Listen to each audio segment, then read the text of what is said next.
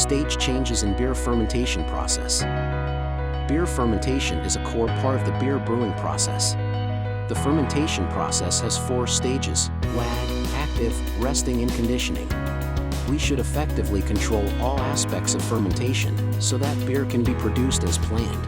1. Lag phase of beer fermentation. Put the yeast in the wort and it will enter the lag phase. Yeast absorbs oxygen in wort and produces ethanol, which is good for yeast reproduction and healthy growth. 2. Active stage of beer fermentation. Visible fermentation, layer of foam, can be seen between 24 to 48 hours after feeding. Yeast is going from a lag phase to an anaerobic phase, and the number of cells increases rapidly.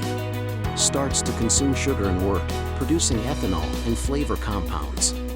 The active phase of fermentation usually lasts 4 to 8 days. Depends on beer style, yeast used, pitch, and fermentation temperature. 3. Static stage of beer fermentation. The beer fermentation enters the stationary phase, and the growth rate of the yeast slows down. Most flavor and aroma compounds are also produced at this stage.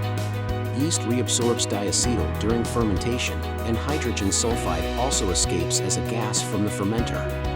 Fermentation is complete once the gravity reading stabilizes at the same level for a few days. 4. Beer fermentation adjustment stage. Transfer lagers to bright tanks. Watch out for oxygen ingress. When the beer temperature drops to 0.3 degrees Celsius, the yeast will continue to flocculate and settle. What will be seen during the conditioning phase, most of the yeast falls off the beer, can be poured. Beer is clearer and pungent flavors are softened or reduced.